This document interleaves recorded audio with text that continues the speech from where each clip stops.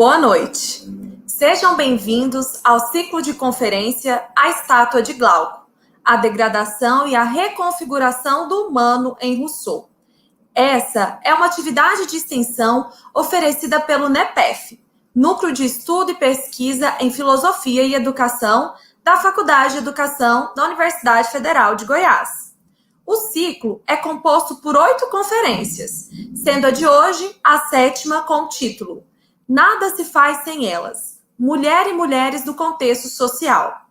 O ciclo foi idealizado e organizado pelo professor doutor Wilson Alves de Paiva, o qual será o nosso conferencista. Professor Wilson, boa noite. Boa noite, Sara. Boa noite a todos. Meu nome é Sara, sou doutoranda em Educação no PPGE e estarei com vocês coordenando o chat. Durante a apresentação do texto, fiquem à vontade para comentarem, trocarem ideias e deixarem suas questões. Ao final, selecionaremos algumas delas para serem repassadas aos conferencistas. Além disso, passaremos também pelo chat a lista de presença. Convido o professor Anderson Pereira Lima, doutorando em Educação e aluno do PPGE, o qual estará no apoio técnico. Boa noite, Anderson. Boa noite, Sara. Boa noite a todos. Sejam todos bem-vindos. Convido também Gustavo Henrique Alves de Lima, mestrando em Educação, aluno do PPGE. Boa noite, Gustavo. Boa noite, Sara. Boa noite a todos. Em cada conferência, teremos um convidado rousseauista para fazer, ao final, suas considerações. Conosco, nesta noite, a professora doutora Jacira de Freitas.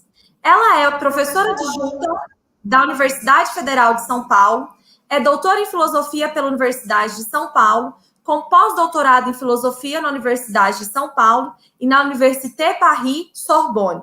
Pesquisadora de Ética e Filosofia Política e História da Filosofia Moderna, em especial Rousseau e os iluministas e sua influência no pensamento contemporâneo. Atualmente, é membro da diretoria do AB 18, Associação Brasileira de Estudos do Século XVIII, é autora de Política e Festa Popular em Rousseau, A Recusa da Representação, Humanitas Fapes. Boa noite, professora. Seja bem-vinda. Boa noite, Sara. Boa noite a todos. É um prazer estar aqui com vocês. Agradeço muito o convite. O professor Wilson é professor adjunto da Faculdade de Educação e do Programa de Pós-Graduação em Educação na UFG. É doutor em Filosofia da Educação pela USP e mestre em Filosofia, Ética e Política pela UFG, com pós-doutorado na Universidade de Calgary, no Canadá, e na Universidade de Sorbonne, na França. É especialista em Rousseau, com foco em educação estética. De novo, boa noite, professor Wilson. Passo a palavra para você. Obrigado, Sara. Eu quero, mais uma vez, cumprimentar a todos os que nos ouvem, que nos assistem. Cumprimentar também a professora Jacira de Freitas, nossa colega, e agradecer por estar conosco aqui nesta noite. Quero agradecer aos meus orientandos que me auxiliam, me têm auxiliado nesse percurso até aqui, e até o dia 3 de junho também estarão conosco, quando nós encerraremos com a última conferência. Esta de hoje tem um tema bastante polêmico, como vocês já devem imaginar. No entanto, foi um texto que ficou muito longo. Em princípio, tinha mais de 30 páginas, e eu tive que cortar muito, de modo que eu optei por colocar muita informação nesse texto nas notas de rodapé. Então, esse texto tem muita nota de rodapé. Aqueles que estão inscritos no ciclo já receberam o texto, podem acessar essas notas, e quem não foi inscrito no nosso ciclo, pode depois ter a oportunidade de ler esse texto com as notas de rodapé, com todas as informações que serão disponíveis.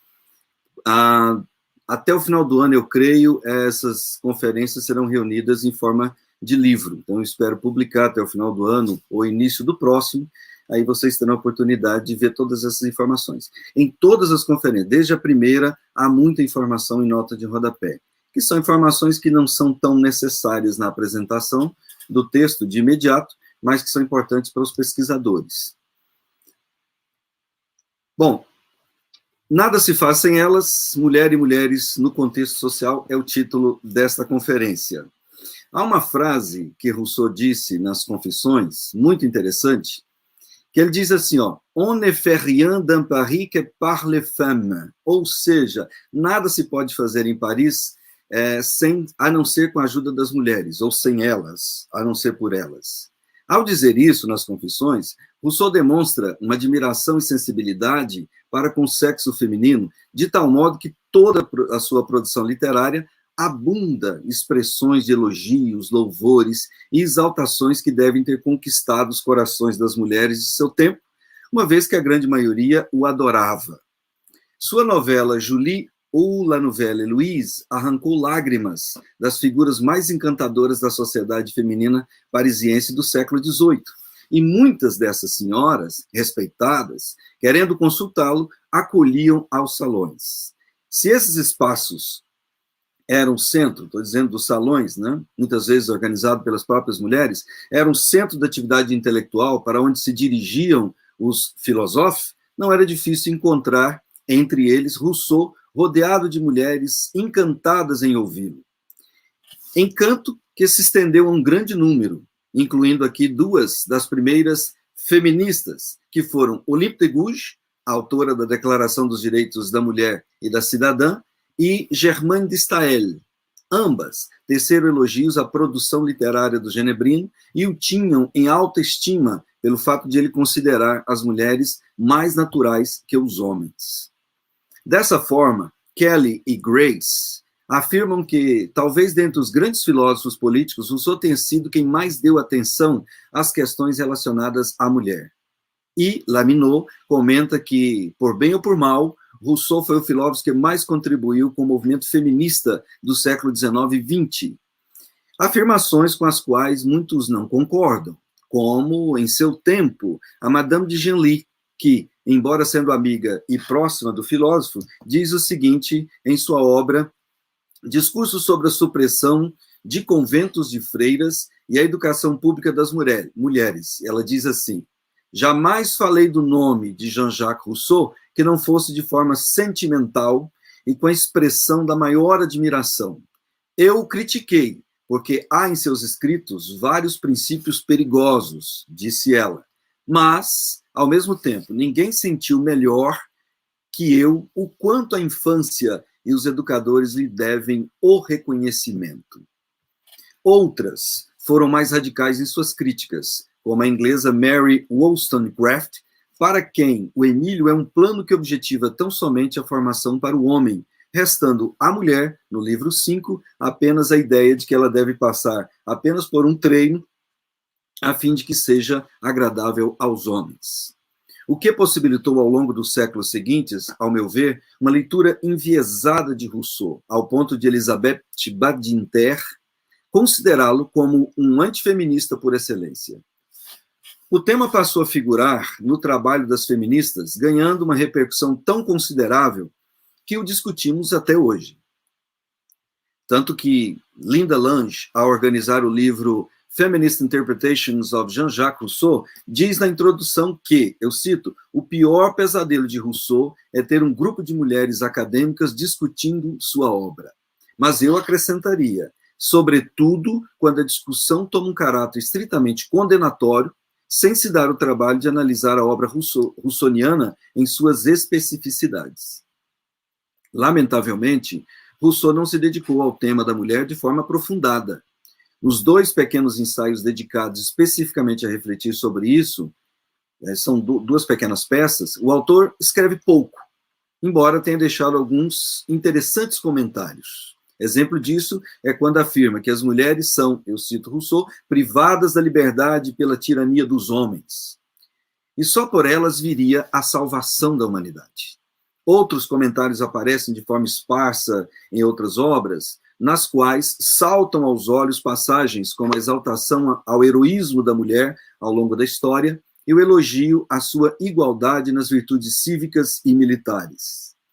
Na carta d'Alembert, Rousseau traz as mulheres para a cena da vida pública ao falar de sua participação na dança do regimento militar na Praça de Saint-Gervais, em Genebra. Em outras obras, faz um elogio às mulheres nas conquistas de Esparta e Roma, como no Emílio, logo no início, onde aparece um trecho sobre a mulher que louvava a vitória, mesmo tendo seus 5 filhos mortos na batalha. Eis a cidadã, diz Rousseau, enfaticamente. Além de outros escritos, nos quais é clara a ideia de que as mulheres governam os homens e fazem deles o que quiserem. Enfim, no geral, quando se lê toda a obra de Rousseau, são as virtudes morais que são ressaltadas na imagem de uma mulher virtuosa, cujo correspondente romanesco é Julie, e cujo correspondente pessoal é Madame de Warren, e todas as mulheres com as quais se relacionou de forma edipiana em busca de consolo. Ele mesmo confessa dizendo: encontrei sempre nas mulheres uma grande virtude consoladora. Apesar dessas considerações, há, por outro lado, muitas afirmações que reforçam o papel feminino da submissão e do recato, como no próprio Emílio, cuja figura de Sofia reforça a passividade feminina, ainda em voga em seu século, revelando a ambiguidade da qual Rousseau nunca se livrou, nem em sua vida e muito menos em sua obra. De fato, um tema polêmico e complexo. Complexo porque, como ressaltam Kelly e Grace, Rousseau não deixou de abordar a questão, mas não inovou, pois o fez de forma poética e ambígua, como muitos outros o fizeram. Ou seja, seguindo a tendência literária dos filósofos, não expressou de forma evidente sua visão sobre o problema. Exemplificando essa ambiguidade, por um lado, Rousseau deixa claro que a política real deve ser papel do homem, restando apenas o comportamento virtuoso para as mulheres. Por outro, fica subentendido nos seus escritos que a mulher acaba revertendo a situação e protagonizando o cenário, se considerarmos que é Sofia quem governa o Emílio, ou Júlia, a real governante da comunidade de Clarins. E embora não inove, não busque defender abertamente, como fizeram de alguma forma Voltaire, Diderot, Rousseau reproduz a compreensão geral de seu tempo, de que a mulher deve manter-se na esfera privada e se dedicar ao matrimônio e à maternidade, obedecendo ao homem. Desse modo, como diz Vargas, logo na introdução do livro Rousseau, L'énigme du sexe, como pode Rousseau pintar as mulheres em cores sombrias e esperar delas a salvação da humanidade? Polêmicas à parte, a vida de Rousseau é marcada fortemente pela figura feminina desde sua infância, causando nele uma espécie de fascinação pela mulher. Fascínio que tentou, provavelmente, preencher o vazio da figura maternal negada pela morte de sua mãe dias depois de seu nascimento. A imagem idealizada da mãe deve ter sido, em certos aspectos, transferida para as mulheres com as quais se relacionou ao longo de sua vida. Um impulso que, como um mecanismo de defesa, resultou numa sublimação, para tomar um termo da psicanálise, freudiana, cujo deslocamento se deu na música, na literatura e na educação, resultando em uma farta obra que atraiu e encantou o grande público, inclusive feminino. Como diz Odi, a obra de Rousseau parecia particularmente atrativa às mulheres por causa da atenção que ele dava à figura maternal e às novas ideias no trato com a criança. Não se pode esquecer que seu tratado de educação, embora tenha um homem como protagonista, é dedicado a uma boa mãe que sabe pensar. Cito Rousseau. Tal figura lembra a mãe que perdera, e que provavelmente tenha buscado, antes da escrita de sua obra educacional, na babá Jacqueline e na tia Suzon, as duas responsáveis por sua formação inicial, bem como na Madame de Warren, a quem passou a tratar, mesmo aos 16 anos de idade, como sua mamã. Esta, talvez, a figura que mais tenha cativado seu espírito, proporcionou não apenas o consolo maternal, como o despertar estético pela belle femme que ela era. Sua beleza o cativou tanto que ele diz de forma enlevada em suas confissões: que foi de mim ao vê-la? Com sua inesgotável bondade, ela exerceu uma influência considerável em Rousseau, não só no gosto pelas letras e pela música, como também na formação de seu caráter, possibilitando o desenvolvimento de um amor platônico que levou tempo para ser curado. Madame de Warren fora educada por um erudito pastor pietista que lhe ensinou a música, a literatura, a filosofia da religião, além de preceitos morais. Porém, fugindo do esposo que a acusava de adultério e da ruína financeira, a jovem baronesa se converteu ao catolicismo e buscou abrigo com o bispo de Annecy, Monsenhor Michel Gabriel de Roussillon, e pensão com o rei da Sardenha, com a qual passou a auxiliar jovens em necessidades materiais e espirituais, principalmente os fugidos de Genebra, como o próprio Jean-Jacques. É por todas essas condições que essa mulher se tornara, como dizem Silva e Costa, eu cito, referência e porto seguro por toda a vida adulta do jovem Rousseau. Um porto de onde partiu para cindrar em águas turvas, que é o tema da mulher no século XVIII, e se desenvolver o itinerário de uma visão tão peculiar. Peculiaridade que talvez tenha começado entre os 10 e 11 anos, quando esteve sob a guarda do pastor Lambertier e recebeu de Gabriel, a irmã do pastor, umas palmadas que tiveram efeito erótico, despertando-o para sensualidade e gosto por mulheres mais velhas. Ainda na adolescência, aconteceu sua primeira paixão, quando se encantou por duas moças que encontrara pelo campo ao visitar seu pai na cidade de Nyon. A primeira, Mademoiselle Goton, foi uma das mulheres que, segundo ele, mais mexeu com seus sentimentos, ao ponto mesmo de colocar sua vida em perigo. Diz ele: vendo apenas Mademoiselle Goton, não pude ver mais nada. Todos os meus sentidos foram perturbados. Acredito que se tivesse demorado um pouco mais com ela, não teria sobrevivido. As palpitações teriam me sufocado. Bem poético, né?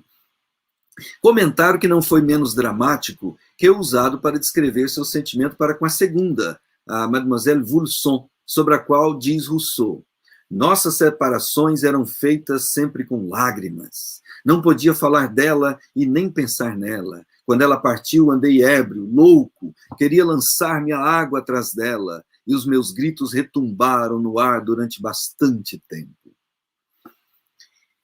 Para comentar os incontáveis flertes, namoricos e paixões de Rousseau, que Rousseau teve durante toda a sua vida, este ensaio seria insuficiente, seria necessário um livro. Mas vale a pena destacar alguns, os quais influenciaram sua vida sentimental e intelectual. Em Turim, por exemplo, no norte da Itália, teve com a morena e bela Signora Basile um amor tão platônico que não ousava tocar seus vestidos, ou, em suas palavras, uma loucura romanesca de que nunca mais me pude curar. Nesse mesmo sentido, experimentou sentimentos românticos nem sempre correspondidos com diversas outras, como a Mademoiselle de Breil, que contava com a mesma idade, mas não tinha olhos para ele, ou com a Madame de Latour, viúva de um comerciante de Lyon, que o hospedou durante sua estada em Motier e tornou-se uma amiga fiel, com a qual correspondeu durante 12 anos, ou ainda com a sua filha, Madeleine, a quem Rousseau dedicou a sua obra Lettres sur la botanique, em homenagem à amizade desenvolvida. Relacionamentos que não passavam de cordialidade e respeito, como diz ele nas Confissões, tal como ocorreu aproximadamente 2 anos depois, isto é, no verão de 1730, com a cozinheira de Madame de Warren, Anne-Marie Merceret. Ao retornar de uma viagem que fizera, e não encontrar sua mamã em casa, a qual tinha partido para Paris, perambulou pela região no espaço de 1 ano. Nessas andanças, acompanhou a menina e seu pai até a cidade de Friburgo. E apesar do interesse dela, Rousseau diz que não ousou agir, mesmo dormindo no mesmo quarto. Talvez, como diz Cranston, ela encantava seu estômago, mas não seu coração. Mas o mais certo é que é a timidez e o recato que ainda o dominavam, ao ponto de fazê-lo resistir a tais assédios. Outros assédios aconteceram quando começou a dar aulas de música, por volta de 1732 e 1733, contando com a idade de 20 a 21 anos, ainda mesmo em Chambéry. Rousseau teve diversas moças como alunas, pelas quais se sentia quase sempre atraído. Algumas mulheres casadas, como Madame de Larre e Madame de Menton, eram mais audaciosas, chegando ao ponto de beijá-lo na boca e convidá-lo aos cafés e almoços em suas casas, tentando, como diz Cranston, seduzir o mestre de música que as atraíam por sua beleza e seu talento. Tem outros autores que dizem que Rousseau era realmente um jovem muito bonito.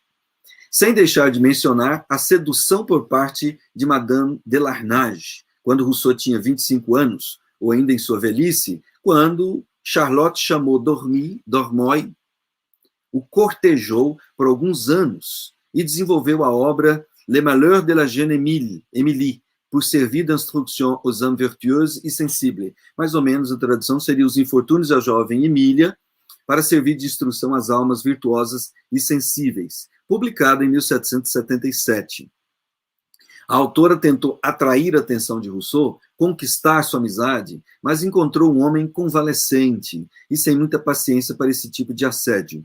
Diz ele na segunda caminhada, nos devaneios: um belo dia, durante minha convalescença, recebi de sua parte esse livro impresso e até mesmo encadernado, e vi, no prefácio, elogios tão grosseiros a mim, tão enfadonhamente lançados, e com tanta afetação, que me vi desagradavelmente incomodado. Diz Rousseau, fim de citação.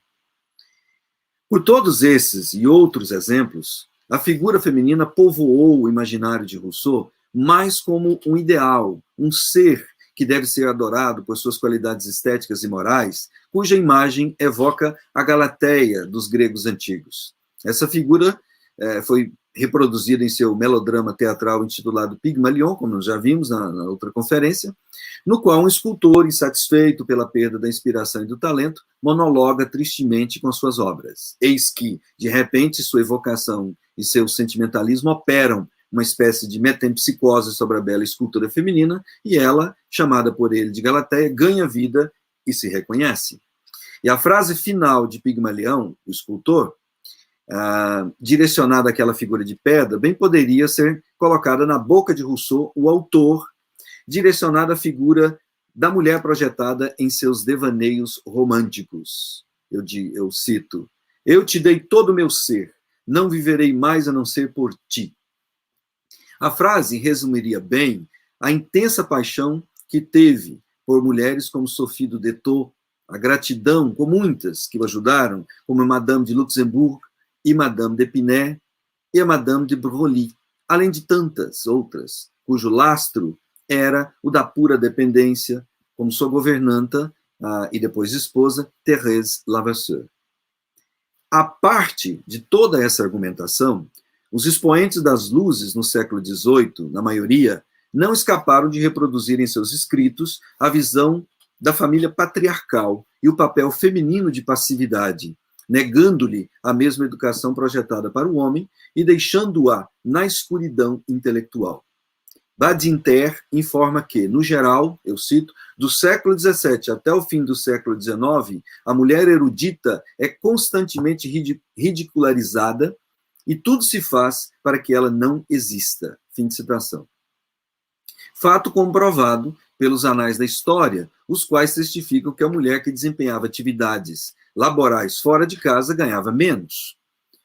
Embora Fénelon, ainda no século XVII, nas obras As Aventuras de Telêmaco, faça uma descrição de Antíope, a amada do protagonista, de forma a ressaltar sua virtude e sabedoria, não muito diferente das características que Rousseau coloca em Júlia, o autor setecentista é vencido pela visão de seu tempo e escreve dizendo que a mulher deveria se aplicar a, eu cito, orar a Deus e se tornar pobre de espírito, e a se calar, deixando os outros falarem.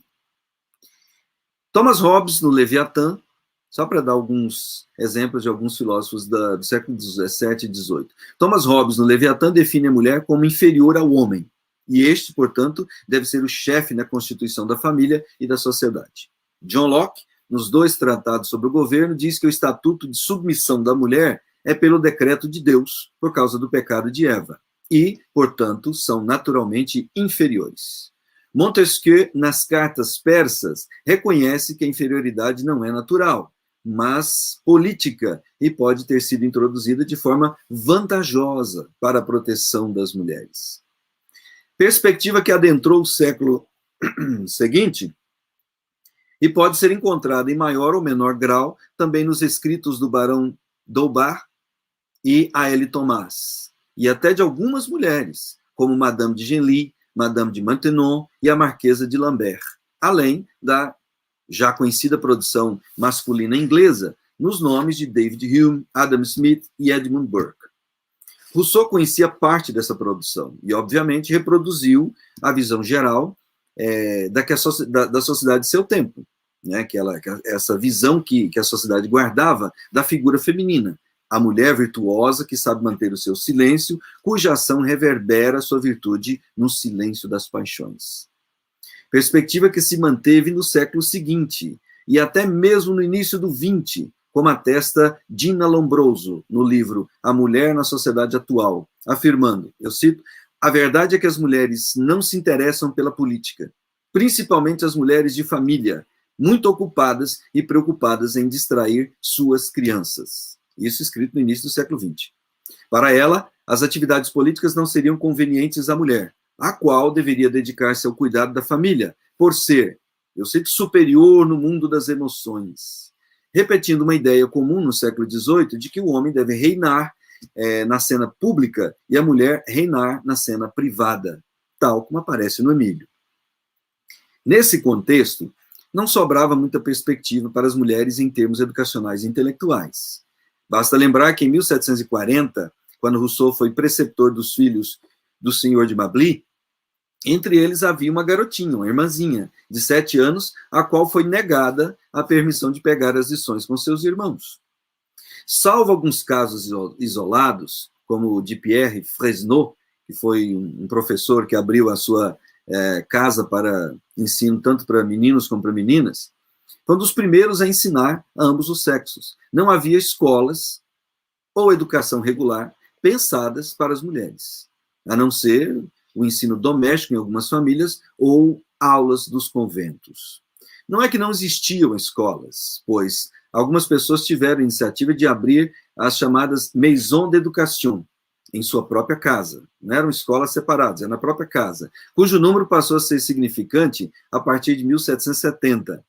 E para ter uma ideia, em 1754, o Journal du Citoyen listou 33 internatos educacionais funcionando em Paris, mas nas casas, sendo uma grande parte destinada às moças.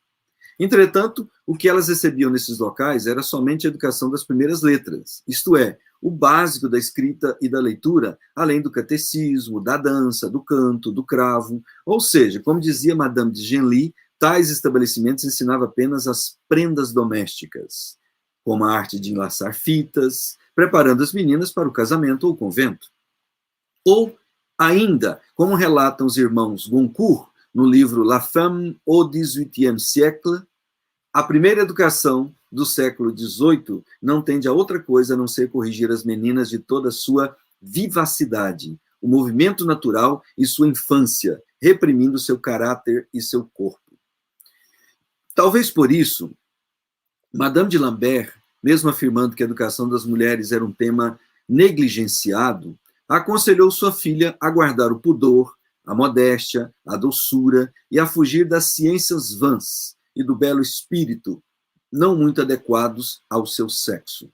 Além do mais, a própria escola fundada pela Madame de Maintenon, a Maison Royale de Saint-Louis, que funcionou durante quase todo o século XVIII, trazia em seu regulamento, que era o Règlement et Usage de Classe, que as jovens, eu cito, devem inspirar-se com um grande horror ao vício e um grande amor pela virtude.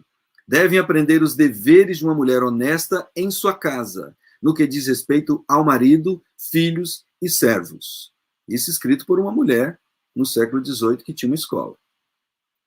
Em resumo, parece notório que a condição da mulher nos 800 não era favorável a grandes sonhos ou empreendimentos, até porque, na percepção geral, quando nascia uma mulher, a família não recebia com orgulho e festa, mas com decepção. O século XVIII não era propício ao desenvolvimento de que Badinter chama de ambição feminina, pois a ambição era um atributo reservado aos homens. A exceção cabia às mulheres da elite, as quais, segundo Goodman, tiveram o escape da escrita de cartas, da literatura e dos salões. No ambiente dos filósofos, esse parecia ser um tema que os mesmos evitavam enfrentar e deixar sua opinião bem clara. Por exemplo, no verbete Mulher, da enciclopédia, né, organizada por Diderot, o longo e prolixo texto escrito pelo dramaturgo Desmahis exalta a beleza da mulher, sua ternura e a superioridade de seus encantos, mas limita-se a comentar as desventuras de algumas figuras femininas da literatura, para encerrar com uma visão tradicional de mulher-mãe consagrada às virtudes domésticas. Outros, porém, chegaram a criticar a condição da mulher-objeto, como fez Diderot na obra Sur les femmes, na qual chega a afirmar que, se fosse legislador, faria tudo para compensar seus males, e assim retirá-los de sua escravidão. Além do polêmico texto do jovem Antoine Léonard Thomas, apresentado na Academia de 1771, que tentava defendê-las a todo custo, e mesmo assim foi criticado pelo próprio Diderot e pela própria Madame d'Épinay, e por outras mulheres. Segundo os relatos, elas diziam que tais elogios as lisonjeavam menos do que as doces e apaixonadas injúrias de Rousseau. Mas o número desses era insignificante, e quase todos, como Diderot, limitavam-se a lampejos críticos, comentários fugazes e declarações bem-intencionadas, sem, contudo, constituírem-se em um tratado sistemático de defesa da mulher. Tomás chegou até a criticar a escravidão doméstica da mulher, mas afirmou que as mulheres eram incapazes de sentimentos universais e tinham menos sentimentos de justiça. No fundo, o que parece é que todos concordavam com John Gregory, o qual escreveu um pequeno texto, orientando suas filhas a serem amáveis, piedosas, humildes e a possuir todas as virtudes a fim de arrumar um bom casamento. E mesmo que os autores da enciclopédia, a grande obra intelectual do século XVIII, tenham dado grande contribuição para a libertação do homem das amarras da igreja e da coroa, pois eram em grande parte republicanos, materialistas e humanistas, não fizeram muito esforço pela emancipação das mulheres. Nem mesmo Voltaire, dotado de um espírito crítico e libertino, ousou escrever suficiente no verbete mulher em seu dicionário filosófico, a não ser alguns comentários sobre as diferenças físicas, além de críticas contra Montesquieu e a poligamia, sem, contudo, tomar ali uma posição clara em defesa da mulher. Sem deixar de mencionar que a enciclopédia tem autoria apenas masculina, sem a contribuição direta das mulheres do círculo cultural, como Madame d'Épinay, que era uma mulher dada às letras, ou Madame du Châtelet, que era mulher dada às ciências, ambas capazes de contribuir com a enciclopédia, além da Comtesse de Boufflers, da Mademoiselle Quinault, da Madame Graffigny e tantas outras, para citar apenas alguns nomes, que tinham presença marcante nos salões e nos saraus parisienses, quando não eram elas mesmas as donas do espaço em que os intelectuais se reuniam para os encontros dedicados aos debates, às leituras e aos jogos, como o famoso salão da Madame de Geoffrin, uma das mais destacadas figuras femininas de Paris. Larrey chega a afirmar que é possível, eu cito, ver nisso uma alusão à ideia, cara a Rousseau, de que a distinção de classe apaga a diferença entre os sexos. Porém, embora a figura dessas mulheres fosse tão impactante do ponto de vista estético, seu poder se limitava às influências que exerciam sobre os frequentadores do seu espaço e não em acesso direto ao poder e à política de fato.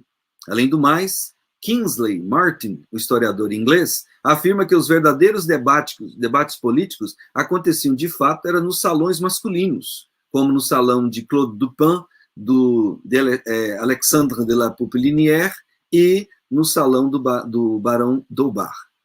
Portanto, casos como o da Madame de Pompadour, que era a amante do rei Luís XV, né, e tinha um poder imenso, eram bem raros. E, no geral, as mulheres que tiveram acesso à educação se restringiam à escrita de cartas. Dana Goodman, na obra Becoming a Woman in the Age of Letters, identifica uma quantidade considerável de mulheres letradas no século XVIII que tinham esse hábito. Eram mulheres educadas pelas famílias nobres, no rigor do conhecimento acadêmico, numa época em que o campo das letras e das artes eram, por assim dizer, dominado pelos homens. Como afirma Badinter, de Fenelon a Madame de Genlis, passando pela Madame de Maintenon, a Marquesa de Lambert e Rousseau, os pedagogos perseguiram uma mesma finalidade: formar as meninas para serem futuras esposas, mães e dona de casa. Fim de citação da Badinter. Por isso, é preciso discordar de Damrosch, o qual afirma, na introdução de sua obra, Jean-Jacques Rousseau, Restless Genius, que Rousseau endossou uma visão de subserviência feminina e já estava ultrapassada no seu tempo. Eu quero frisar esse ultrapassada no seu tempo. Um exemplo de que essa visão não estava ultrapassada é o fato de que o livro do Dr. Gregory foi uma das obras mais populares do século XVIII, com bastante sucesso ainda no século XIX, tanto na Inglaterra como na França, bem como por toda a Europa. E a obra de Gina Lombroso também testifica isso. Outra obra de sucesso foi o De l'Éducation des Filles, de Fenelon, que também defendia a preparação educacional feminina para fins matrimoniais, embora ele abra, né, o seu tratado dizendo assim: nada é mais negligenciado que a educação das meninas. Mas ao longo do texto ele reforça esse mesmo papel. Somente no período pós-revolucionário, com a Déclaration des droits de la femme et de la citoyenne, escrita por Olympe de Gouges e publicada em 1791, e com a Vindication of the Rights of Woman, escrita por Mary Wollstonecraft e publicada em 1792, é que a situação começa a ter mudanças mais significativas. Embora já existissem críticas bem antes dessas obras, como a comédia L'École des Femmes, de Molière, e antes disso, a obra Le Livre de la Cité des Dames, da filósofa italiana Cristina de Pisano. E toda essa obra, toda essa produção, fomentou a Querelle des Femmes, né, a querela das mulheres, ou seja, a grande discussão que tomou a Europa sobre se as mulheres deveriam ser ensinadas e o que deveria ser-lhes ensinado. E, nesse aspecto, o livro 5 do Emílio jogou mais lenha na fogueira dessa querela, fazendo com que algumas mulheres reagissem criticando a obra do Genebrino ou escrevendo seus próprios tratados, como foram os casos da Mademoiselle d'Espinacy com seu Essai sur l'éducation des demoiselles, em 1764, e da Madame d'Épinay com as Conversations d'Émilie, em 1774. E também, né, não pode esquecer da Madame de Bonnard, a grande quantidade de cartas escritas sobre o tema. Não escreveu uma obra, mas escreveu inúmeras cartas.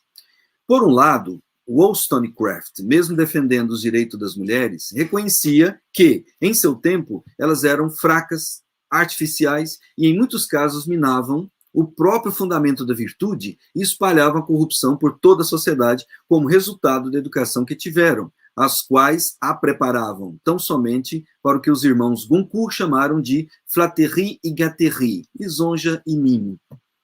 Por outro, seus escritos, juntamente com a produção intelectual de mulheres como Madame d'Épinay, Madame du Châtelet, podem ser considerados como as vozes com as quais o Estatuto da Mulher começa a ganhar mais visibilidade, saindo da sombra na qual se encontrava. Além, é claro, de Olympe de Gouges, em sua Declaração dos Direitos da Mulher, quando diz, logo no primeiro artigo, eu cito, a mulher nasce livre e permanece igual ao homem em direitos. Enquanto Madame d'Épinay foi próxima de Rousseau e compartilhava com ele muitas de suas ideias, como a ideia de religião natural, e Olympe de Gouges tenha considerado o filósofo como um amigo das mulheres, citação dela, a filósofa inglesa, que é Mary Wollstonecraft, embora reconhecendo a genialidade de Rousseau, foi mais radical em sua crítica, e em quase todas as obras, o nome do filósofo aparece como referência de alguém que tenha pensado somente na educação do homem, negligenciando totalmente a educação da mulher, assim como seu papel político na sociedade. Ou, quando fez, segundo ela, contribuiu apenas para piorar a situação.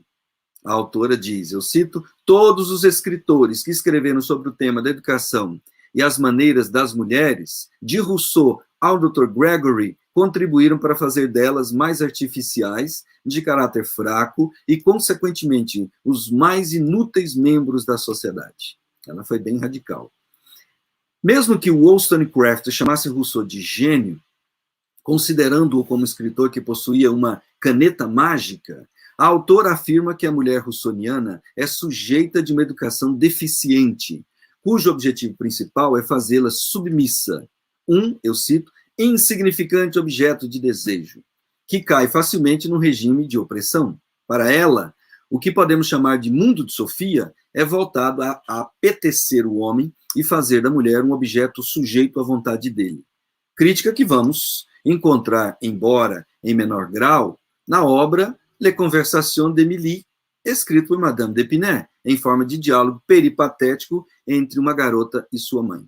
No final da 20ª conversação, a mãe afirma que poderá ser censurada por defender uma educação literária a uma menina, mas mesmo assim responde a Émilie, sua filha, dizendo: você não ficará mal educada e ignorante.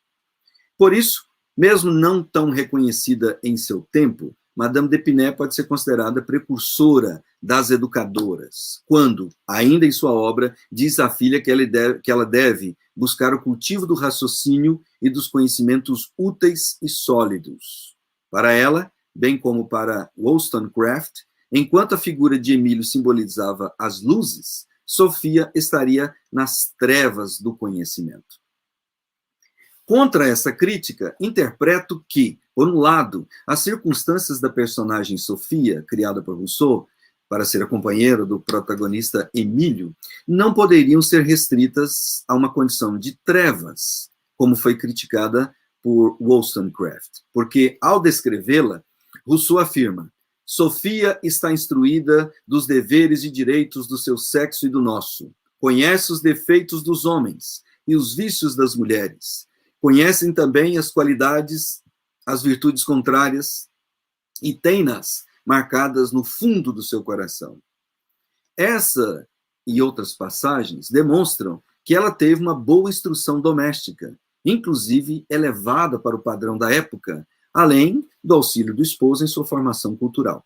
Sua condição não era definitivamente de trevas, embora não estivesse no mesmo patamar que Emílio, pois a proposta do tratado elaborado por Rousseau era a educação de seu protagonista, e não da companheira, escolhida somente quase no final da obra como uma figurante que já havia recebido a educação burguesa de seu tempo.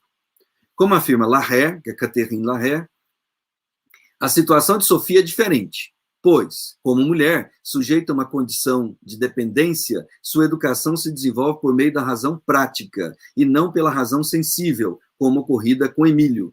Não era outra condição de grande parte das mulheres desse século.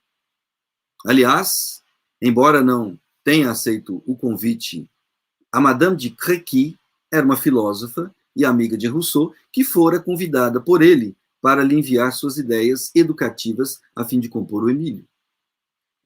Embora a perspectiva russoniana não possa fugir muito, quando se pega o geral de sua obra, fugir muito da crítica feita por Wollstonecraft, em minha opinião, houve uma leitura apressada do pensamento de Rousseau por parte da filósofa e que, malgrado a visão tradicional própria do século XVIII, qual seja de sujeição da mulher e da educação para os trabalhos domésticos e etc., estava presente nos escritos de Rousseau. Alguns trechos do Emílio e até outras obras, como Júlia ou Nova Heloísa, no entanto, podem lançar novas luzes e revelar um filósofo que, de alguma forma, se diferenciou da tendência geral de seu tempo e que só não militou a causa, como fez a filósofa inglesa, porque sua filosofia é a da condição humana e seu plano de formação é para o homem no sentido de humano, de ser humano.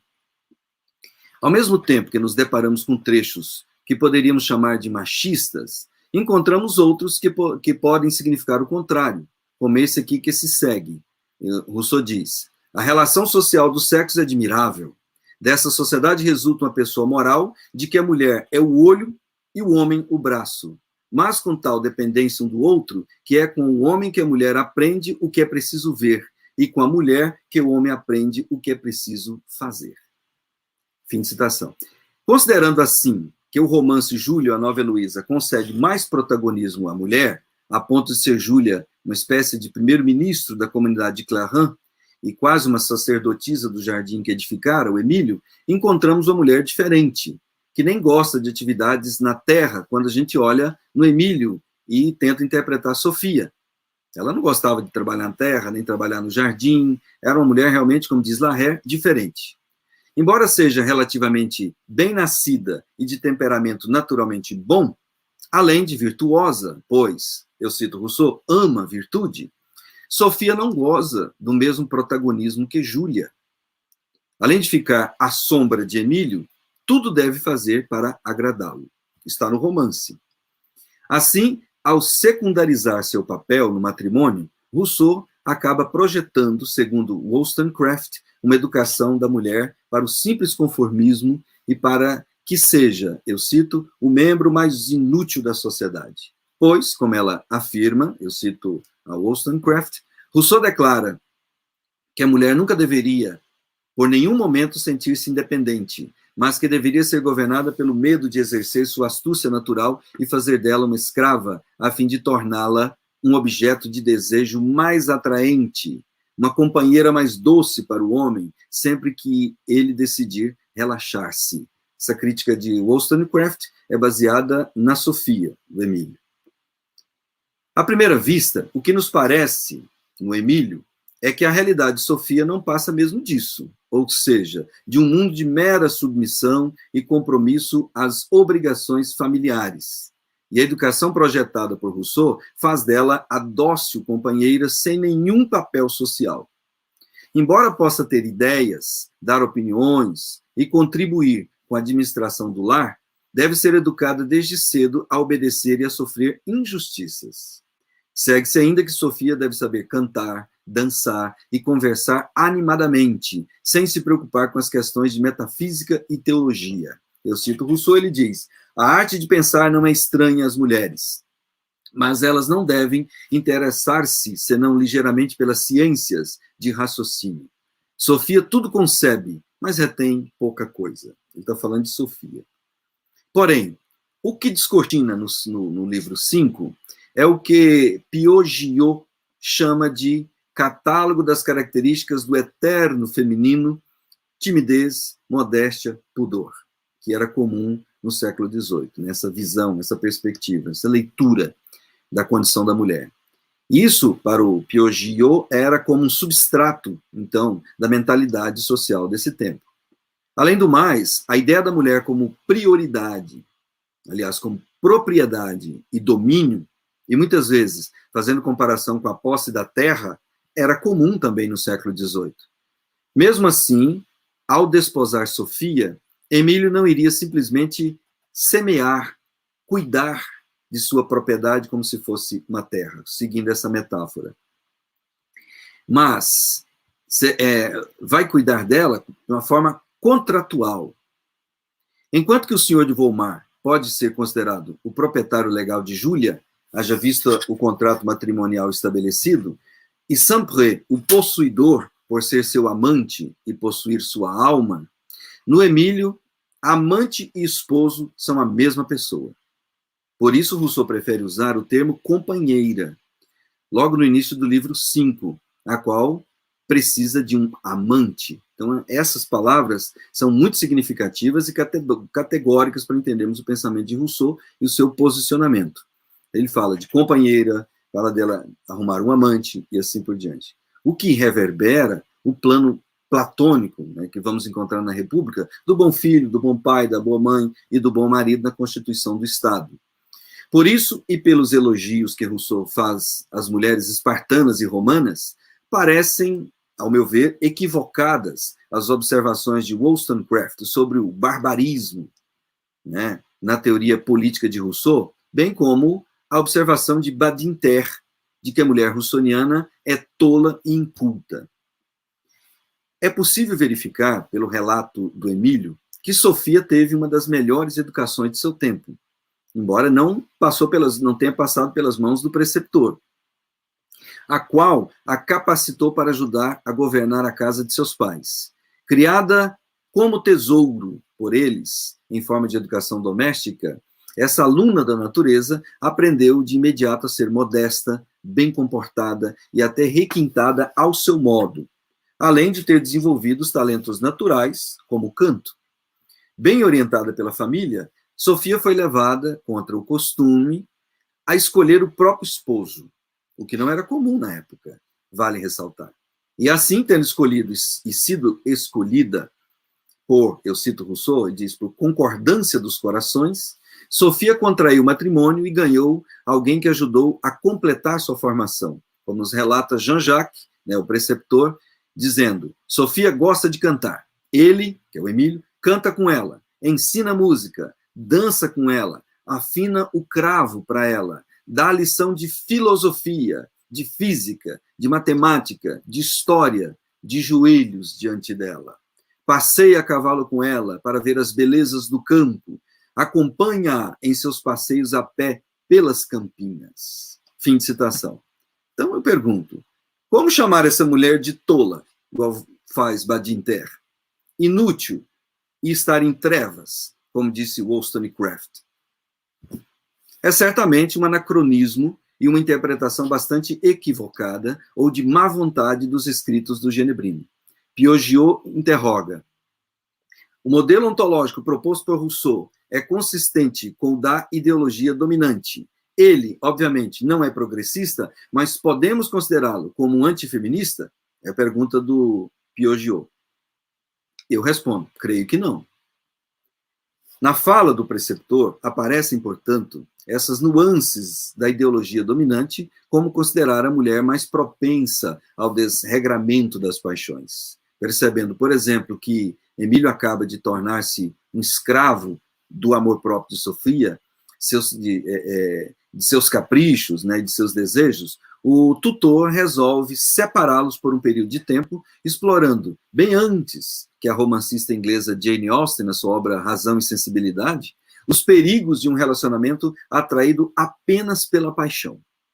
E para evitar o desenfreamento dessa paixão, alimentando o amor próprio, Rousseau prevê aí uma fenomenologia da memória que se diferencia da imaginação e da representação criativa nesse afastamento dos dois. Tomando aqui a perspectiva de Paul Ricoeur, o que há no Emílio é um exercício mnemônico, isto é, da mneme, e não da anamnesis. Ou seja, enquanto que a anamnesis é entendida como um esforço, uma prática da memória para relembrar algo, a mneme é uma lembrança afeto, algo que vem da alma, espontaneamente, causando nostalgia, diria saudade, né? Os portugueses e brasileiros. Emílio passará por um processo, então, de desenvolvimento da admiração, admirando o presente pela observação sensual do que vê em suas viagens, já separado dela, e o ausente pela memória de sua amada. Algo que nos remete ao Teeteto de Platão, que coloca a admiração como origem da filosofia. Para se evitar os opostos extremos entre a cópia perfeita, né, que é o eikon, que poderia ser talvez uma foto de Sofia, e o fantasma, ou seja, o simulacro ou uma cópia defeituosa, Emílio precisa exercer sua capacidade de reviver os doces momentos que experimentou nos dias de namoro e as virtudes da amada, agora em sua ausência. Memória e admiração são aguçados com essas viagens. Portanto, o sentido de escala, que é empregado para as medidas das leis políticas das regiões visitadas, que é defendido por Milton Meiro Nascimento, nós já tratamos isso numa conferência anterior, deve tornar-se um instrumento de medida também de seus sentimentos.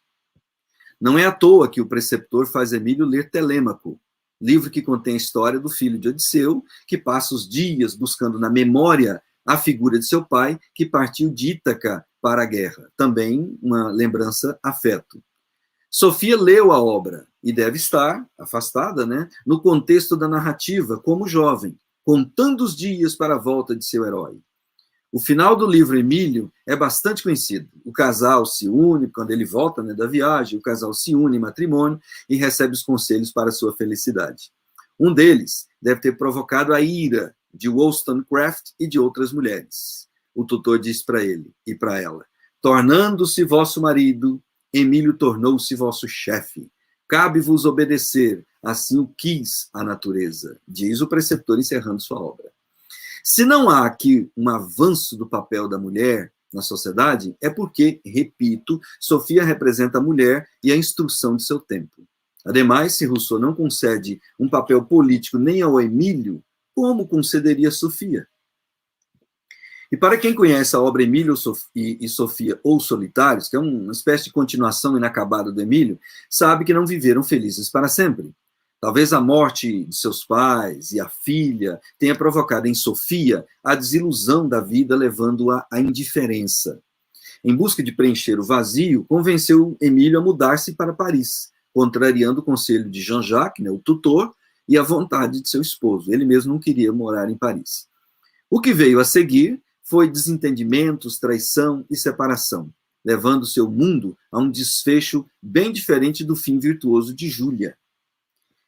Nada disso, entretanto, foi suficiente para uma leitura menos drástica da obra de Rousseau, feita por Wollstonecraft.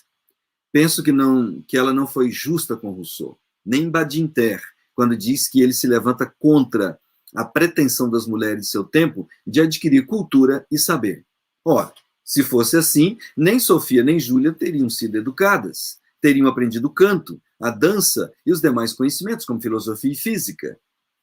Talvez ele tenha sido contrário a essa aquisição como resultado de uma ambição que alimentasse o amor próprio. Nesse sentido, ele foi contra essa aquisição em termos gerais, para o homem e para a mulher.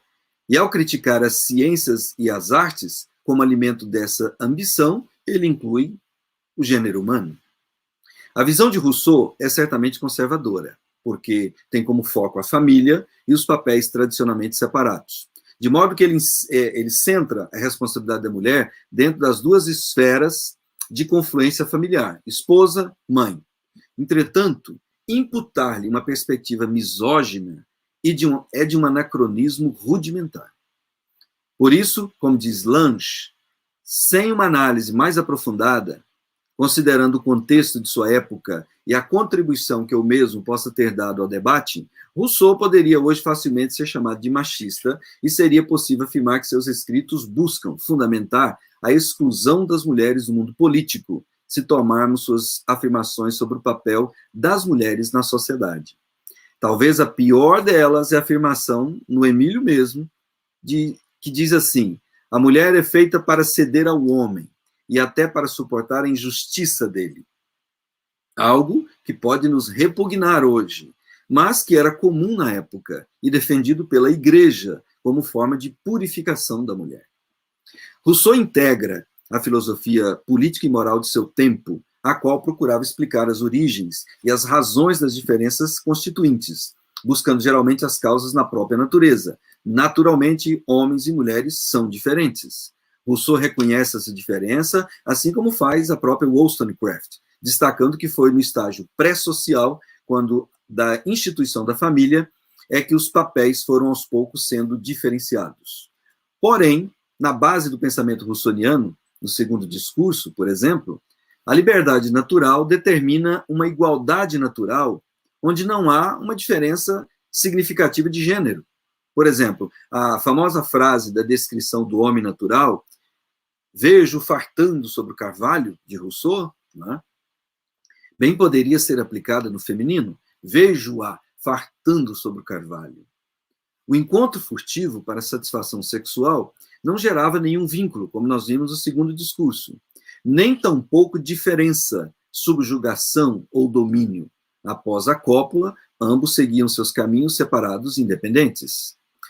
Quando aparece a família, embora em forma de uma sociedade natural, destaca-se o poder paterno pelo fato natural de ser o pai fisicamente mais forte que sua esposa e sua prole. No Emílio, há um conjunto de preceitos e recomendações para a vida doméstica. Isso é visível.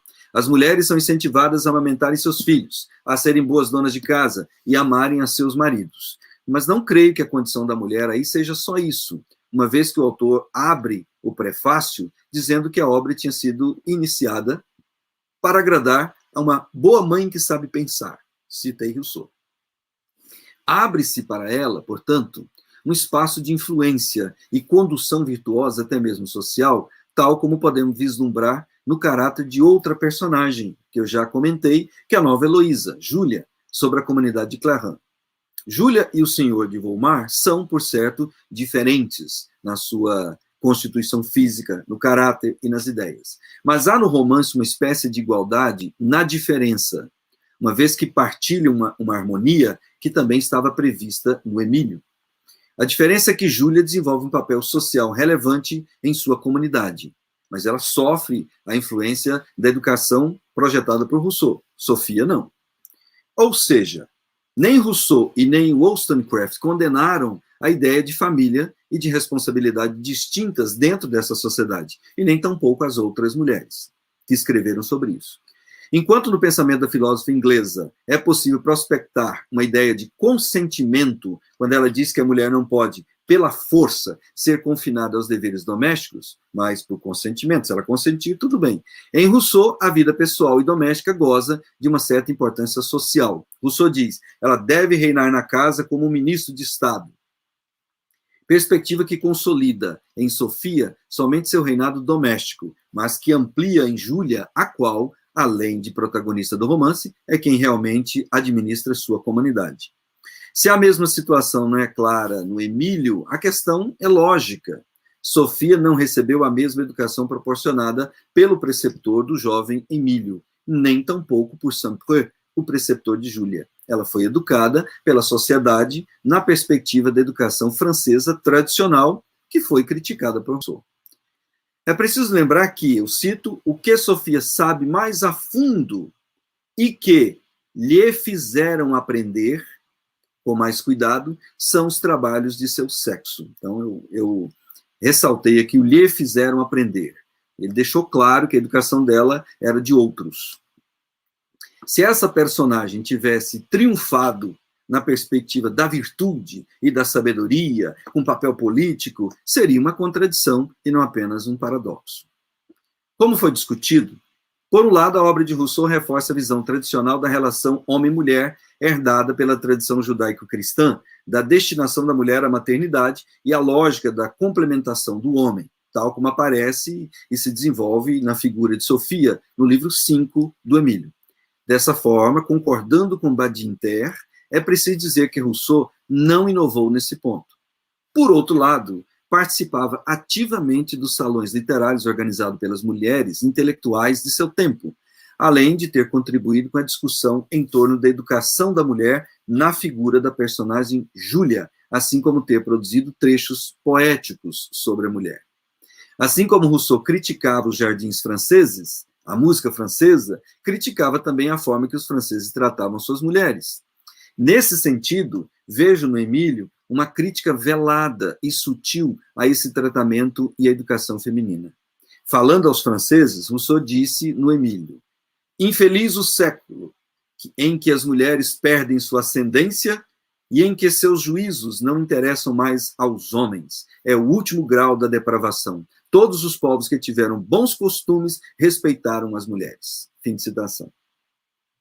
Não me parece a posição de um machista inveterado, um misógino, como alguns textos sugerem e algumas críticas tentam enquadrar o filósofo de Genebra. Diante de um quadro sócio-histórico no qual, como disseram Edmond e Jules de Goncourt, que a educação da mulher era para corrigir sua vivacidade e reprimir seu caráter, a educação recebida por Júlia destoa bastante dessa acepção e vai muito além da aprendizagem do catecismo, da música, canto, dança e cravo, e das artes domésticas. Além disso, foi ela quem planejou, construiu e administrou o Eliseu, o exemplar jardim à moda inglesa. Segundo Kate Thomas, o uso da metáfora do jardim tinha suas raízes na tradição clássica, mas com uma dimensão espiritual, religiosa, o que faz de Júlia uma sacerdotisa, alguém que com honestidade, talento, carisma e benevolência, o que se esperava de um sacerdote, pôde exercer seu domínio. Como o próprio Rousseau afirma no Emílio, eu cito, mas a mulher, há um bom tempo honesta, amável e circunspecta, a que força os seus a respeitá-la, a que tem reserva e modéstia, em uma palavra, a que sustenta o amor pela estima, manda-os a um simples sinal, ao fim do mundo, ao combate, à guerra, à morte, em o querendo. Este império é belo, parece-me e vale a pena adquiri-lo. Fim de citação. Se Sofia não teve o mesmo caminho educativo de Júlia, repito, é porque enquanto ela representava o projeto russoniano de educação da mulher, a outra representava o sistema de educação doméstica da sociedade francesa de então, nos moldes de Fenelon, de Gregory e dos demais que se lançaram à tarefa de redigir tratados sobre o tema, e por eles ficaram tão famosos. Certamente que, segundo Badinter, ao escrever as Conversações d'Émilie, numa forma de contraposição à figura de Sofia, Louis d'Épinay rivaliza-se com Rousseau e produz em sua obra a mesma relação íntima encontrada entre o educador e o educando do Emílio, pela qual provoca na menina um grau de autonomia, responsabilidade e conhecimento. Isso é a fala de Badinter. Porém, isso não é muito diferente do que ocorreu com a personagem russoniana da nova Heloísa. E como afirma Greard, Madame d'Épinay estava bastante impregnada da doutrina de Rousseau para fugir dela. Como poderia colocar-se como rival ou inimiga, como diz Badinter, se o próprio Rousseau lera e aprovara seu texto? Por fim, o que pretendo dizer é que entre a condição geral de secundaridade e submissão da mulher oitocentista, vivendo nas sombras do elemento masculino, e o status de iluminação que Wollstonecraft, Deguge e até Nísia Floresta, que é a brasileira, advogavam, há uma escala na qual Sofia pode ser posicionada no meio termo, nem totalmente nas trevas, nem totalmente na luz. Embora não tenha preeminência sobre Emílio, por ser este o personagem central do romance e a figura que representa a formação humana, conforme Rousseau a concebia, goza de um status que a coloca à frente da maioria das mulheres de seu tempo. De uma forma ou de outra, a perspectiva russoniana fomentou o debate tanto na Europa quanto no Brasil, de modo que desde Nísia Floresta, a Violeta Leme, a Berta Lutz, entre outras, até hoje estamos a debater o tema. E, concordando com Piaget, a concepção sexista de Rousseau é superada por um plano maior de formação humana e por suas discussões sobre as mudanças no campo da moral e da política.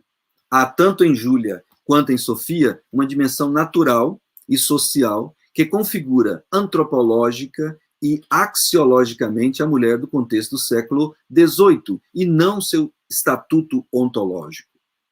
Larrey diz: sem dúvida que a Sofia não é uma mulher de conhecimento, mas Emílio não é um homem de ciência. A recusa do intelectualismo não pode ser aplicada somente à educação de Sofia. Fim de citação de Larrey. Do mesmo modo, se Sofia não tem papel político na sociedade, Emílio não é um cidadão.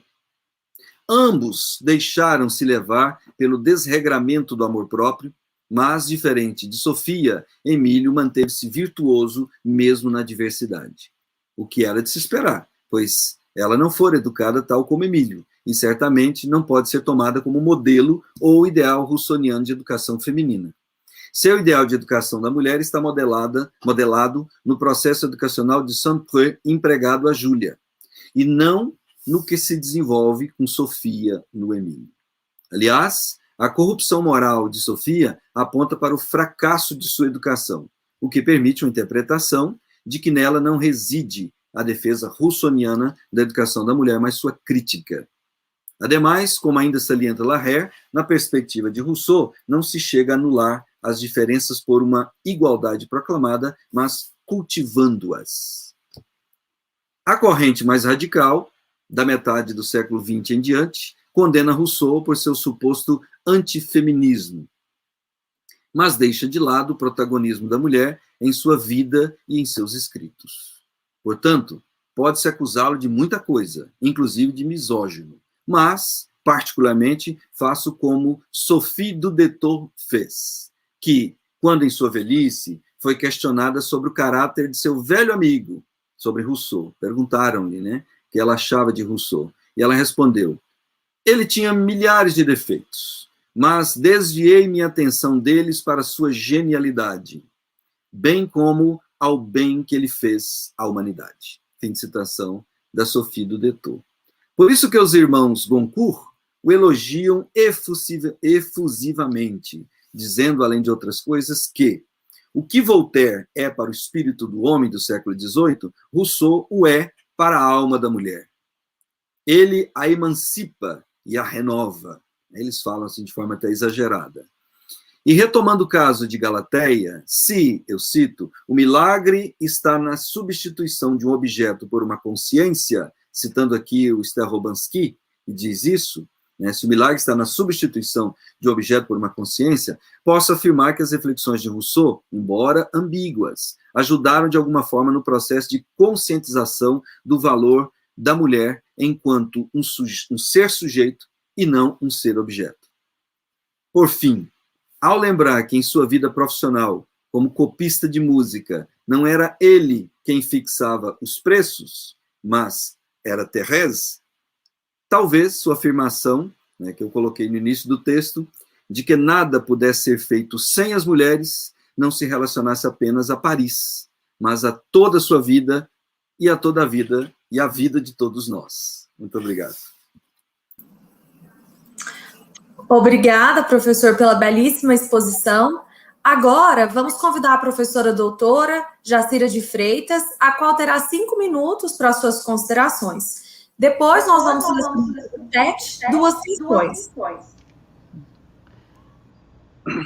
Obrigada, professor. Eu gostaria de dizer que fiquei, de fato, bastante surpresa, agradavelmente surpresa com a sua leitura de Rousseau acerca do tema, um tema bastante complexo, né, e polêmico, né, como o seu texto revela claramente. Então, nesse texto, eu tenho só 5 minutos, eu tentarei ficar dentro do tempo que me foi sugerido. Então, o professor apresenta essas diferentes interpretações sobre a concepção russoniana sobre a mulher, né, as diferentes correntes que apoiam ou, ao contrário, rejeitam a visão de Rousseau, considerando até mesmo misógina, né, no caso, digamos, um pouco mais radical, né, que foi apresentado aqui. Então, enfim, o texto vai passando por essas várias concepções e interpretações. Então, o Tanguy Lamineau, né, que comenta que o Rousseau, por bem ou por mal, né, teria contribuído sim com o movimento feminista no século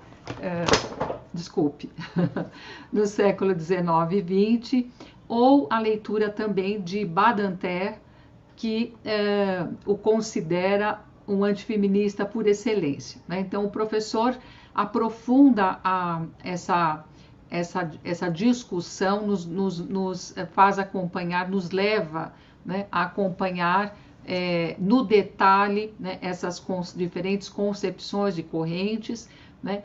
E é interessante, o texto gostei demais, porque ele também apresenta as diferentes experiências de Rousseau com as mulheres, buscando compreender em que medida a sua visão sobre a mulher seria ou não influenciada por essas vivências, né? Então, a pergunta que está, de algum modo, contida no texto, né, mas não explicitamente, sim implicitamente, por que tamanha divergência de interpretações? Né? Porque, para compreender noções de conceitos russonianos, assim como as ideias desse nosso genebrino, né, é imprescindível a consideração da totalidade da obra do autor, né, como o texto, né, nos permite apreender. Né? E essa, no meu entender, foi a grande, digamos, a grande contribuição que o texto do professor Wilson nos traz. Né? Ele mostra as diferentes nuances, né, as diferentes situações, né, que se encontram nas diferentes aparições, né, da imagem né, ou da figura da mulher no texto russoniano, né? Então, nós vejamos, né,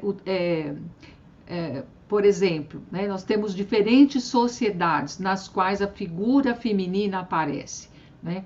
Então, nós temos, por exemplo, a Júlia, que foi bastante analisada no texto, que é a real governante da comunidade Clã, né, que é o quê? Um modelo de comunidade autárquica, que aparece, na verdade, numa obra de ficção na Nova Heloísa, né? Então, portanto, na esfera da ficção, é possível, sim, uma sociedade na qual o papel da mulher e mesmo sua posição social tenha relevância, né, e a virtude feminina esteja presente, né? Nós temos uma outra situação no Emílio, nós temos um outro lugar, uma outra sociedade. O professor explorou muitíssimo, né, esses detalhes, né, no texto belíssimo, né? Então, essa outra sociedade que nós, acompanhando o texto, vamos ver. Então, Paris, né, e nós devemos sempre lembrar disso em Rousseau, sempre aparece na obra como lugar da depravação e da degeneração humana. Quer dizer, não é à toa, né, que a relação, né, do Emílio e sua esposa se degenera também, né? E nesse sentido, a mulher não escapa a isso, já que imersa numa sociedade em que os princípios morais foram corrompidos, né? Mas vejam bem, há nos primeiros livros do Emílio exemplos de mulheres do povo em sua sabedoria na arte de educar a criança, como no caso do estímulo à linguagem espontânea, as formas de expressão naturais, capazes de transmitir de forma transparente os sentimentos e emoções, né? Então, e isso tudo é apresentado aqui pelo professor, né? Ainda também foi mencionado o exemplo da cidadã espartana, né? Então, o elogio às mulheres das sociedades da antiguidade está intrinsecamente ligado à própria sociedade na qual ela vive. Então, a mulher a qual Rousseau se refere em grande parte dos escritos é a mulher das sociedades corrompidas, né? E quando se retira, né, essas observações e essas reflexões de Rousseau sobre a mulher, sem levar em consideração o lugar, quer dizer, se está fazendo, digamos, uma leitura, e concordo plenamente com o que diz o professor Wilson, uma leitura um tanto apressada, né? Então, até mesmo na carta d'Alembert nos ensina que há diferentes espetáculos para diferentes públicos, e da mesma forma a mulher é a expressão de cada lugar social em que ela se insere. Então, assim, a visão de Rousseau acerca da mulher não se separa da sociedade na qual ela está inserida, e por isso toda a crítica mais virulenta às sociedades ocidentais de sua época, em particular a Paris, que representa em escala menor o máximo de corrupção atingido por aquelas sociedades, é também uma crítica à mulher, né? Então, o texto se refere explicitamente, né? O texto que nós acabamos de ser contemplados, né? Acompanhando aqui a leitura com o professor, o texto se refere explicitamente às donas do espaço onde os intelectuais se reuniam. Então, ao final do texto, uma análise cuidadosa sobre o mundo de Sophie e de Julie, né, a partir das considerações da professora Catherine Larrère, né, o que reafirma, né, o que foi dito anteriormente. Então, o que vemos aqui é uma leitura sofisticada sobre um tema que ainda mantém tantas polêmicas, mais pela não consideração do conjunto da obra, em consequência do julgamento apressado e superficial que deixa, sim, de levar em conta as nuances de uma extensa obra perpassada pela política e pela crítica à sociedade do espetáculo, à sociedade da aparência. Então, a cidadã espartana é uma clara expressão disso. Julie, né, ou Júlia, a nova Heloísa, desempenha um papel análogo àquele atribuído à mulher na sociedade grega, né? O oikos, a administração da casa, da propriedade rural e seus servidores, com todas as suas inúmeras e complexas atribuições, o que, no entender de Rousseau, é essencial, já que exprime a possibilidade da manutenção das relações sociais, do aspecto econômico e político, né? E mesmo da paz social. Uma comunidade com tais características é uma sociedade de pequenas proporções e depende, para sua existência, da atuação firme, mais generosa dessa mulher. Então, por isso, eu concordo com a maior parte dos desenvolvimentos do professor Wilson, concordo com a sua, digamos, a sua visão geral do tema, né? E, sobretudo, concordo com a sua leitura acerca da interpretação de Baranter, né? A visão de Rousseau, sim, ela é, de fato, conservadora, né? Ele fala em boas donas de casa, amarem seus filhos, mas imputar-lhe uma perspectiva misógina é, no mínimo, forçado, né? Então, e de fato, eu ainda faço uma referência aqui, né, citando o próprio texto, há tanto em Júlia quanto em Sofia uma dimensão natural e social que configura antropológica e axiologicamente a mulher no contexto do século XVIII e não seu estado ontológico.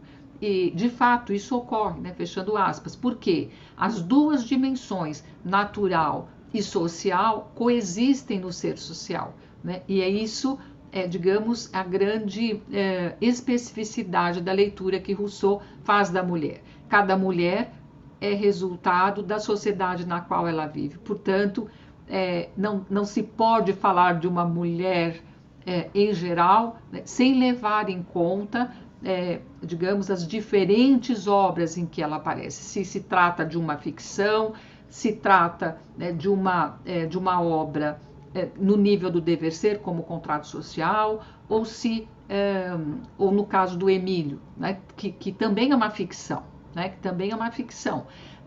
E as análises e reflexões de Rousseau a partir do mundo sócio-histórico, né, da realidade que ele está vivendo no momento, suas considerações acerca da vida na sociedade real, né, em Paris, na Paris sociedade que ele considera tão corrompida, né, e que, portanto, a visão da mulher daquela sociedade não poderia se diferenciar, né? Então, são essas as minhas considerações, espero não ter passado do tempo. Eu gostei muito e aprendi muito com o seu texto, gostei bastante dessa leitura. Obrigada.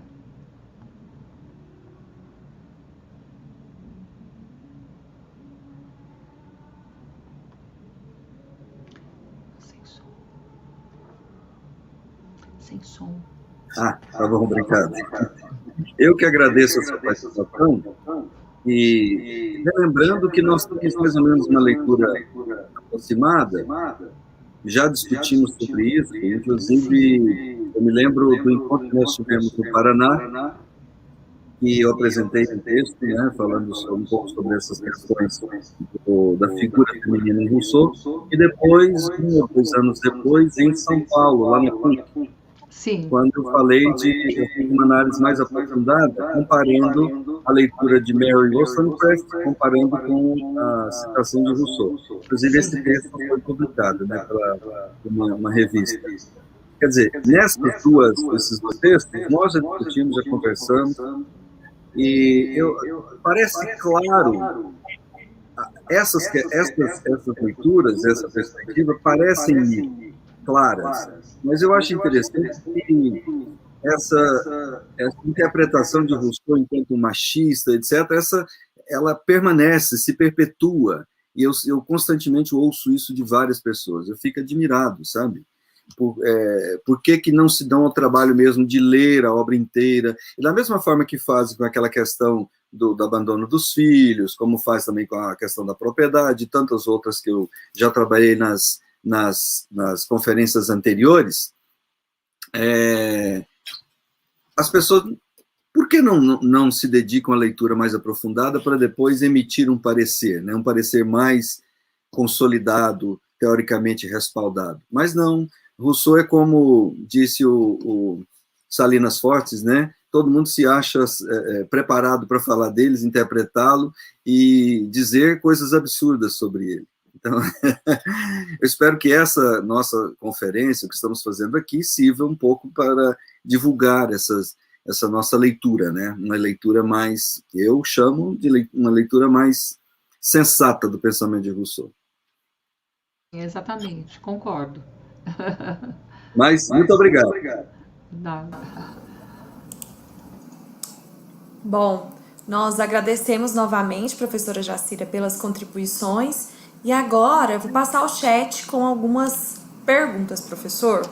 A primeira é do Breno Zen e ele pergunta: professor, poderia falar um pouco mais sobre o conceito de razão sensível? Ele aparece somente no Emílio? Breno, a ideia de razão sensível ou razão sensitiva, a qual eu trabalhei um pouco na conferência anterior sobre o jardim, né? Ela se dá mais na constituição e na leitura da natureza. E quando Rousseau faz uma interpretação dos jardins, que é aquela ideia do jardim inglês e do jardim francês, ali ele expõe, assim, de forma bem clara o que ele entende por isso, o que ele chamou de materialismo do sábio também. Rousseau, na verdade, queria desenvolver uma grande obra, com esse nome, com esse título, no qual entrariam certamente o Emílio, talvez a nova Heloísa, e outras obras que, na minha opinião, têm essa perspectiva da razão sensível, razão sensitiva. Ela está presente no Emílio, está presente na Júlia, essa ideia está presente também nos devaneios, no Rousseau, Juiz de Jean-Jacques, e também nas poesias, nos pequenos tratados, saltam aos olhos, quando você faz uma leitura do sentido nas entrelinhas, quando Rousseau deixa transparecer, que em vez de uma razão intelectual, em vez de uma razão realmente acadêmica, né, o ser humano ele deve desenvolver uma razão um pouco diferenciada. Não é também apenas uma razão prática. E pegando essas duas concepções, razão prática e razão intelectiva, Rousseau parece optar por um meio termo aí, que é o que ele chama de razão sensível, razão sensitiva. O Emílio, no fim das contas, ele vai ser um homem de leitura, um homem de letras, um homem, o próprio Rousseau, a respeito do francês, ele mesmo diz lá no Emílio, né, que o tutor falando, né, Emílio vai falar um francês tão claro, mais claro do que o meu, vai falar um francês perfeito. Então, é uma questão que a gente se coloca, né? Como é que uma criança vivendo um pouco afastado da cidade, entre os camponeses, vai falar um francês assim tão puro? Obviamente que é pelo estudo. Então, não é que o tutor vai negar os livros para o Emílio, quando ele diz, só precisa de um livro, o livro da natureza. Mas depois tem Telêmaco, depois tem, aliás, antes de Telêmaco tem o Robinson Crusoe. E aí vem uma sequência de obras, uma sequência de livros, e nós entendemos que a razão intelectual é desenvolvida na medida do desenvolvimento cognitivo da criança. Vai seguindo as etapas. Então, lá pelo livro 4, livro 5, é que você vê a razão intelectual de Emílio sendo desenvolvida. Porém, essa razão intelectual, o Emílio vai ser um intelectual, mas ela já está embebida da sensibilidade. Foi o que o tutor trabalhou a vida inteira. Então, sendo embebida dessa sensibilidade, né, desses sentimentos naturais, da bondade e etc., ele desenvolve o que Rousseau chamou de razão sensível, ou razão sensitiva. Não é um conceito muito claro, é um conceito que nós estamos trabalhando, como eu disse na conferência anterior, é um conceito que eu estou trabalhando, estou desenvolvendo, fazendo leituras. Eu espero breve ter um artigo sobre esse tema. Tudo bem. Nós temos outras duas questões, professor. A próxima questão é do Giovanni de Assis Batista, e ele fala assim: Heloísa, diferente de Sofia, seria a mulher russoniana que filosofa a partir da natureza, essência? Sim, com certeza, porque a Júlia, né, que é a nova Heloísa, embora, como disse a professora Jacira de Freitas, sendo uma ficção, mas Emílio também é ficção, ali você percebe que ela foi educada por um filósofo. Saint-Preux é um filósofo. E a introduz nas reflexões, no conhecimento da época. Então, o que se configura ali na pessoa de Júlia é o ideal de Rousseau em termos de educação da mulher, diferente de Sofia. Eu acho que eu deixei claro isso no Emílio, né? Aliás, no meu texto. E é claro que, como Júlia é a criadora do jardim, é a criadora ali do Eliseu, então, tentando fazer aqui uma ligação da sua pergunta com a pergunta anterior, do Breno. Júlia é a verdadeira ideia do desenvolvimento da sensibilidade e da razão sensitiva, por causa dessa metáfora do jardim. Então, a metáfora do jardim é que consubstancia essa ideia de uma formação sensível pela natureza. Então, já agora te respondendo, é a mulher que aprendeu pela natureza, porque ela teve, se não foi uma aprendizagem lá no estado de natureza, porque ele não existe mais, não é? Mas foi uma aprendizagem ali pela sensibilidade natural, pelas aprendizagens práticas, que talvez tenha aproximado um pouco do processo que o Emílio passou. Não é exatamente a mesma coisa, porque o Emílio foi pego órfão e foi cuidado pelo preceptor até uma idade adulta, né? E o Saint-Preux, não, já pega Emília já uma certa idade, antes do casamento, mas ela já era adulta. E tenta trabalhar com ela o desenvolvimento de uma educação que pode ser chamada de natural. Natural por causa dessa aproximação dela ali no jardim e no desenvolvimento da sensibilidade e, repito, de uma razão sensitiva. Obrigada, professora. A última pergunta é do Ari, e ele pergunta assim: é possível pensar que Rousseau defendeu uma espécie de equilíbrio nas posições e ações femininas, não colocando a mulher nem acima e nem abaixo da posição do homem? O Ari, é você que está falando.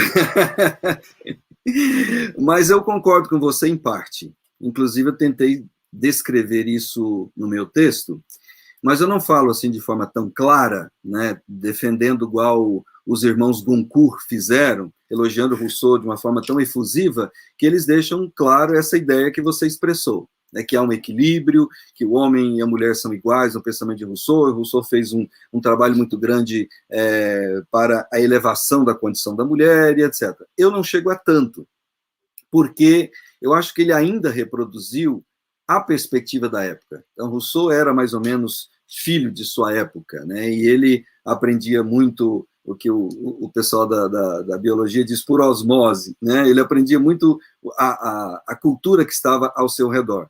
Tanto que, vocês se lembram, na conferência sobre a vida dele, que nós discutimos com a Carlota Boto, a respeito do abandono dos seus filhos, ele disse nas confissões, né, ele falou, olha, era o costume da época, então, quem está na região, quem está no lugar, tem que se fazer o que eles fazem.